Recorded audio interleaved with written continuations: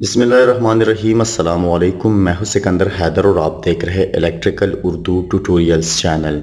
दोस्तों, आज की वीडियो में आप सीखेंगे कि कैसे आप एक सिंगल फेज सबमर्सिबल को टेस्ट कर सकते हो मल्टीमीटर के ज़रिए। इस वीडियो में आप कंप्लीट सीखेंगे इसकी वाइंडिंग टेस्टिंग और इसके साथ आप सीखेंगे कि कैसे आपने इसमें स्टार्ट रन कॉमन को फाइंड आउट करना है और फर्दर यही तरीका आप किसी भी सिंगल फेज मोटर, कंप्रेसर या सीलिंग फैन के लिए यूज़ कर सकते हैं। यहाँ पर इसका कंट्रोल बॉक्स है जिसमें आपको ये double pole double throw switch नज़र आ रहा है। ऑन ऑफ के लिए एक रिसिप्टेबल थर्मल ओवरलोड प्रोटेक्टर है। तो इसकी जो कंप्लीट वायरिंग है और कनेक्शन है वो इंशाल्लाह नेक्स्ट वीडियो में हम डिस्कस करेंगे। अब ये जो मोटर है मेरे साथ अगर किलोवाट में यहाँ पर लिखा है 0.37 किलोवाट, यानी ये आधा एचपी का है, 0.5 एचपी का एक सिंगल फेज सबमर्सिबल मोटर है। ठीक है, अब यहाँ पर मेरे साथ 4 वायर्स है जिसमें मेरे साथ एक जो है अर्थिंग वायर है और 3 जो है इसकी कनेक्शन है जिसमें एक कॉमन, एक रनिंग और एक स्टार्टिंग है। अगर आपने इसमें फाइंड आउट करना है कि कैसे कौन सा कॉमन है, कौन सा रन है, कौन सा स्टार्ट है, कनेक्शन कैसे करना है, तो इस वीडियो को लास्ट तक वॉच कीजिए। मेरे साथ यहाँ पर एक मल्टीमीटर है। अगर आपके पास एनालॉग है उससे भी कर सकते हो, डिजिटल है उससे भी कर सकते हो। आपने इसको डायोड टेस्टिंग या ओहम टेस्टिंग, यहाँ पर जितनी भी ओहम टेस्टिंग है उस पर लगा सकते हो। यहाँ पर मैंने इसको डायोड टेस्टिंग पर लगा दिया है। ठीक है, अब सबसे पहले आपने टेस्ट क्या करना है? सबसे पहले आपने करना है कि इसकी जो वाइंडिंग है वो अंदर डैमेज तो नहीं हुई है, यानी इसकी जो इंसुलेशन टेस्ट है वो करना है। तो इंसुलेशन टेस्ट आपने इसकी बॉडी के साथ करना है। बॉडी के साथ भी कर सकते हो अगर आपके अर्थिंग वायर इसमें अवेलेबल है आपके साथ, तो अर्थिंग वायर इसके बॉडी के साथ कनेक्ट होता है, तो उसके साथ भी इसकी वाइंडिंग की टेस्ट कर सकते हो। जैसे कि मैंने यहाँ पर मीटर लगा दिया है और अगर मैं पहले इस अर्थिंग वायर को टेस्ट करता हूँ और उसकी बॉडी के साथ लगाता हूँ तो रीडिंग आ रही है, आप देख रहे हैं रीडिंग आ रही है। तो इसका मतलब है कि ये अर्थिंग वायर यहाँ इस बॉडी के साथ टच है। अब इन तीनों वायर्स को मैं आपस में जोड़ दूंगा। ठीक है, और इसके साथ एक वायर कनेक्ट करूंगा यानी टेस्टिंग लीड, और इस अर्थिंग के साथ भी टेस्ट कर सकता हूँ, बॉडी के साथ भी टेस्ट कर सकता हूँ। कोई भी रीडिंग नहीं आ रही तो इसका मतलब है कि जो इसकी वाइंडिंग है वो अनइंसुलेट नहीं हुई है, इसकी बॉडी के साथ कोई कनेक्शन नहीं है और ये बिल्कुल ठीक है।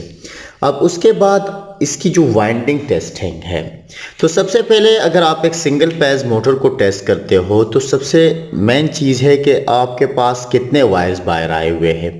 कुछ सिंगल फेज पंप मोटर्स हो या कुछ और मोटर्स हो उसमें हमारे साथ 4 वायर्स आते हैं जिसमें हमारे साथ कॉमन कनेक्शन नहीं बना होता है और उसके ज़रिए हम उसकी जो रोटेशन है उसको भी चेंज कर सकते हैं। लेकिन कुछ में हमारे साथ इस तरह के 3 वायर्स आते हैं जैसे कि सबमर्सिबल हो गया, सीलिंग फैन हो गया और या कंप्रेसर के टर्मिनल्स हो गए, तो हमारे साथ स्टार्ट रन कॉमन होते हैं। ठीक है, तो अगर 4 वायर्स है तो उसमें हमें फिर 2 वायर्स को आपस में यानी एक स्टार्टिंग का और एक रनिंग का वायर आपस में मिलाकर कॉमन वायर बनाना पड़ता है। फिर उसके बाद हमारे साथ 3 कनेक्शन हो जाते हैं। लेकिन इसमें हमारे साथ ऑलरेडी कॉमन कनेक्शन बना हुआ है, तो इंटरनली इसमें 2 तरह की वाइंडिंग्स होती है और उस वाइंडिंग की जो आपस में कनेक्शन होती है वहाँ से वायर आता है कॉमन वायर। तो कॉमन वायर बीच में से निकलता है।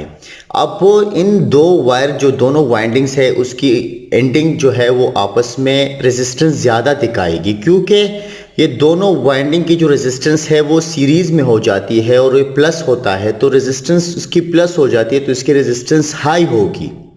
तो आपने इसमें फाइंड आउट करना है कि हमारे साथ 2 कौन से वायर्स है जिसकी रेजिस्टेंस हाई है। जैसे कि मैं इसको यहाँ पर मैंने ओहम टेस्टिंग पे लगा दिया है। आप यहाँ से ओहम पर भी कर सकते हो, मैं ऐसे यहाँ पर कर सकता हूँ, यहाँ पर भी कर सकता हूँ। ये 200 ओहम्स पर मैंने लगा दिया है। ठीक है, अब अगर मैं इन 2 वायर्स को टेस्ट करता हूँ, थोड़ा सा मैं जूम कर लेता हूँ। ठीक है, तो आपको नज़र आ रहा है कि मेरे साथ जो है रेजिस्टेंस है 19.3 ओहम। अब मैं इन दोनों को टेस्ट करता हूँ तो रेजिस्टेंस है मेरे साथ 13.1 ओहम। अब इसके बाद मगर मैं इन दोनों का रेजिस्टेंस टेस्ट करता हूँ तो मेरे साथ है रेजिस्टेंस 31.4 ओहम। तो इन दो वायर्स की रेजिस्टेंस जो है वो हाई है, ठीक है। अब अगर इन दोनों वायर्स की रेजिस्टेंस हाई है तो इसका मतलब यही है कि ये दोनों स्टार्ट और रन है, यानी एक स्टार्टिंग का एंडिंग पॉइंट है, एक रनिंग का एंडिंग पॉइंट है, और जो बीच में दोनों का कनेक्शन हुआ है वो ये पॉइंट है कॉमन वायर, ठीक है। यानी ये वायर जो है दोनों के साथ कॉमन है बीच में से, ठीक है। अब यहां पर हमें करना क्या होगा कि रेजिस्टेंस टेस्ट करना होगा कॉमन के साथ इन दोनों का। अब जो मेन वाइंडिंग होती है, रनिंग वाइंडिंग होती है, जो वर्किंग वाइंडिंग होती है यानी जिस पर काम होता है, वो हमारे साथ मोटे तार से बनी होती है, ठीक है। यानी उसका जो गेज होगा वो मोटा होगा, ठीक है। और जब भी हमारे साथ एक वायर जो होता है वो मोटा होता है तो उसमें रेजिस्टेंस कम होता है पतले वायर के मुकाबले में। यानी अगर कॉमन के साथ जो रेजिस्टेंस ज़्यादा दिखाएगा उसकी जो वाइंडिंग है वो पतले वायर से बनी होगी, ठीक है। और जो हमारे साथ रेजिस्टेंस कम दिखाएगा उसकी जो वाइंडिंग है वो मोटे वायर से बनी होगी। तो इससे हमें पता चलेगा कि कौन सा स्टार्ट है कौन सा रन है। तो एक वायर मैं इसके साथ लगा लेता हूँ कॉमन के साथ, टेस्टिंग दी। अब अगर मैं इसके साथ टेस्ट करता हूं तो रेजिस्टेंस है 13.2 13.3 ओहम।